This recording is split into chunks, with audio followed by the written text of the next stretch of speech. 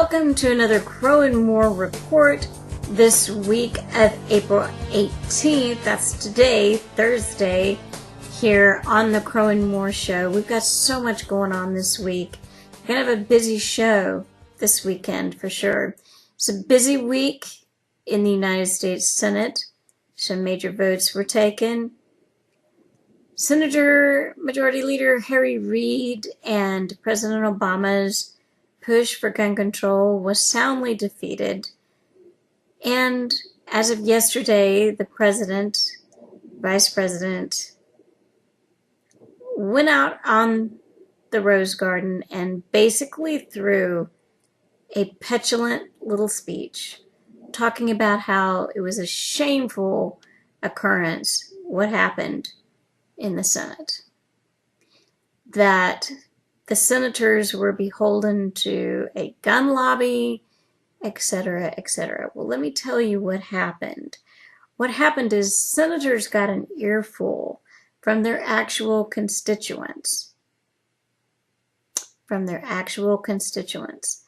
That's what really happened. People who care about freedom, care about the Constitution, and what the Constitution says. So it was a great day for this nation. And yes, it was a shameful day in Washington, D.C., when people had to sit there and see our president act like a petulant child. It is also a very sad day to see the survivors of the Newtown, Connecticut Sandy Hook Elementary School massacre being paraded like props. Were all the survivors of that massacre invited? No, just the ones that politically agreed with Obama and Harry Reid. I have some words to say to the families of the Sandy Hook school shooting. When this event took place, you received an outpouring, an unprecedented outpouring of support from this nation and from the world. Everybody looked in shock and horror at what transpired and what you were going through. As a registered nurse who has done pediatric nursing at one of the busiest county hospitals in the nation, I can tell you that there's some things that I want you to know.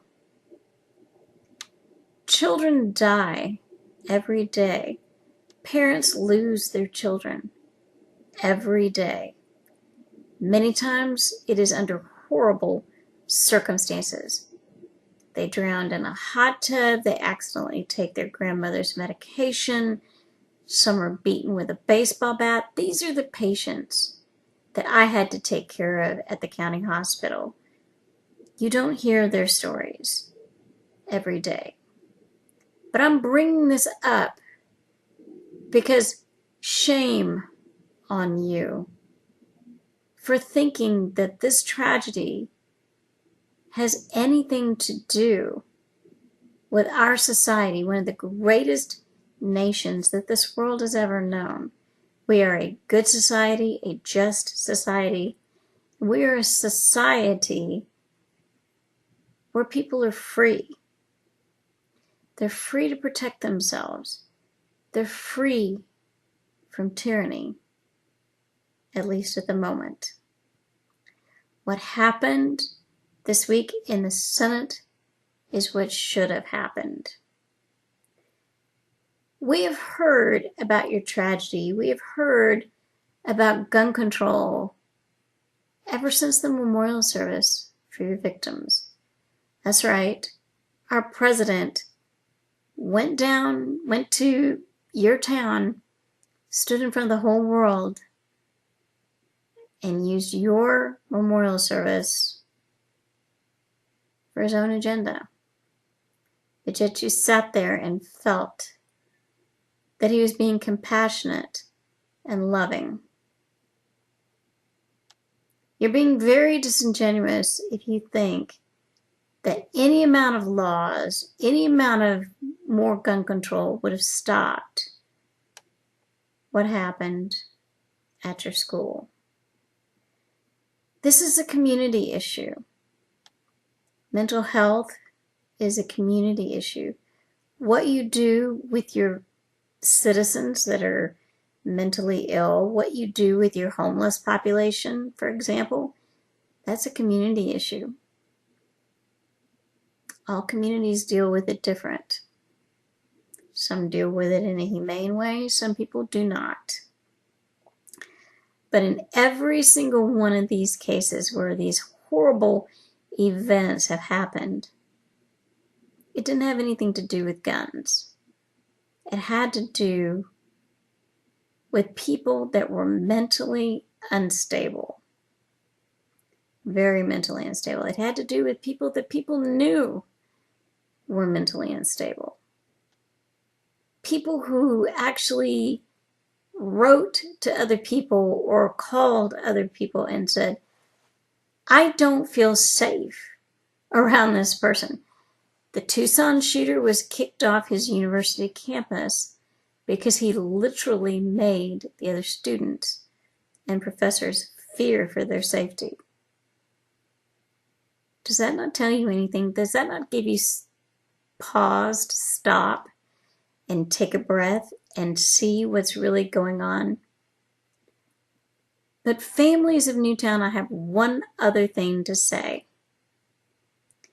The people of Boston are trying to bury their dead and help the people who were injured recuperate, which is going to take a very long time to get over and deal with. And now the people of West Texas who suffered an unimaginable loss yesterday, the injuries are just, they're numerous. And the deaths, they don't even know how many people are dead at this point. It was like the town was almost wiped off the map. It was a very small town.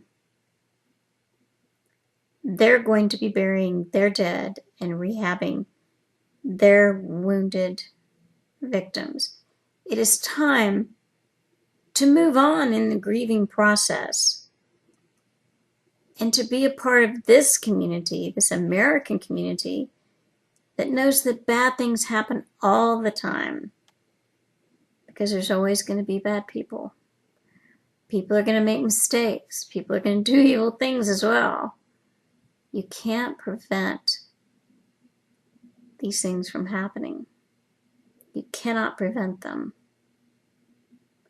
You're telling me there's not safety measures that were already put in place at the fertilizer plant in West Texas? Of course there were. Tons of safety regulations. Okay? People are not robots. So all the regulations in the world will have nothing to do with whether something will actually happen. Things happen. And things always will.